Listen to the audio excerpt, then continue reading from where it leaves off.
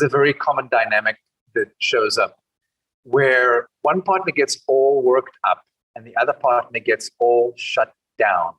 Mm-hmm. And in conflict, what tends to happen is the partner who gets more worked up perceives that their partner is abandoning them in some way. And so they get all worked up to let their partner know, hey, something's wrong. I'm not okay. But they don't say, hey, something's wrong. I'm not okay. They usually end up pointing fingers at this person saying, you never listen to me. I feel like you're never there for me. And I'm always, waiting for you to show up to have these conversations. We never resolve anything. If you would just listen to me, things would be so much better. And of course, the more they point fingers, the more this person shuts down in order to protect a fight from escalating or in order to protect themselves from feeling more hurt. Now, the more they shut down, the more abandoned the worked up partner feels. And the more worked up they get, the more worked up they get, the more they shut down, the more worked up they get, the more they shut down.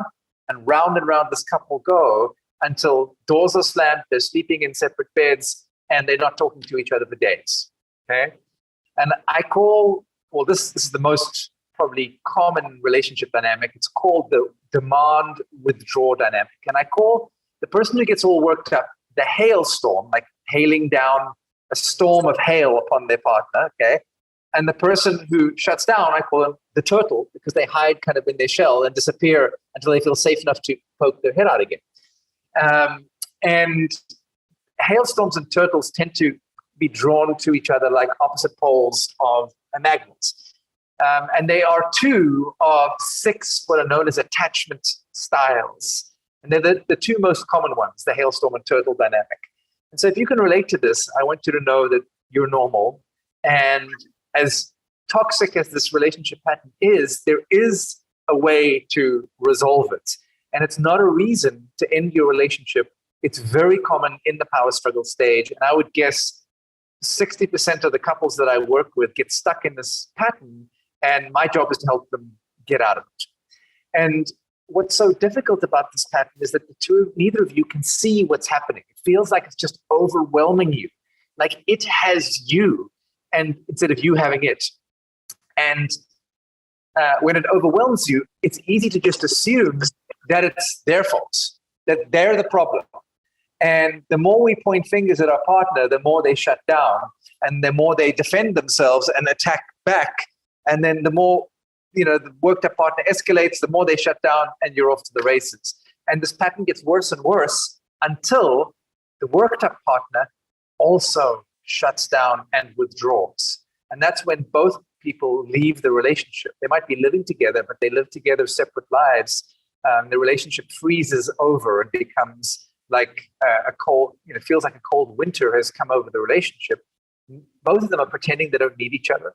And both of them are pretending that they don't care about the other, when the total opposite is true. They both need each other and they both love each other. They're just both so hurt, and they are so at a loss for how to break this pattern. They're too terrified to initiate anything, to initiate an apology, to initiate an I'm sorry. And this is so common. And the good news is again, you could thaw out this pattern and thaw out this cold winter that's come on the relationship and connect the two together. And I've started using a phrase that I coined called connect first, communicate later. And I coined this phrase because I truly believe that most couples therapists get it wrong. They try to teach couples communication tools first. They try to get them talking about their relationship problems, thinking they need tools and able to be able to talk through their problems together. Couples counselors do this. Couples coaches do this. It's just probably the most common mistake that people helping couples make. And they try to teach communication tools, but my whole way of looking at it is I'll say to the couple, okay, when you guys were falling in love, did you need communication tools to be able to communicate? And they're like, no. I was like, you just spoke, right? And it flowed naturally, didn't it? It's like, yeah. I was like, you speak English, don't you? Both of you, right? And they'll nod. And I'm like, okay. So what makes you think you need communication tools? It's kind of like we've been taught we need communication tools. Like, so what were you doing differently when you were falling in love than what you're doing right now in the power struggle stage? Like you are high on drugs, tripping balls, stoned out of your mind, and oxytocin. That's what you were doing differently. And that connected the two of you. So what we're going to do right now is we're going to give you some drugs. No, I'm just kidding. We don't give them drugs. I teach couples how to connect emotionally so their brain starts producing those same drugs all over again. The oxytocin bonding cuddle hormones, the feel-good serotonin and dopamine.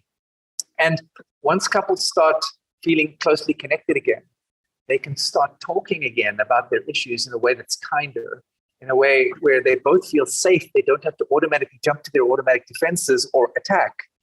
And when they can do that and stay safely regulated with each other, the conversations they need to have flow naturally. Now, I'm not saying communication tools aren't necessary or aren't useful. Of course they are. I teach them all the time. They're just not the first thing I teach, because couples who get taught communication tools when they're not connected turn them into weapons that they use to attack each other with. Mm-hmm. So most of you will have, in our culture, have heard of the communication tool that goes, when you do X, I feel Y. Right. It's like when you don't wash the dishes, I feel disrespected. And it's meant to kind of keep you talking about yourself and not blame your partner.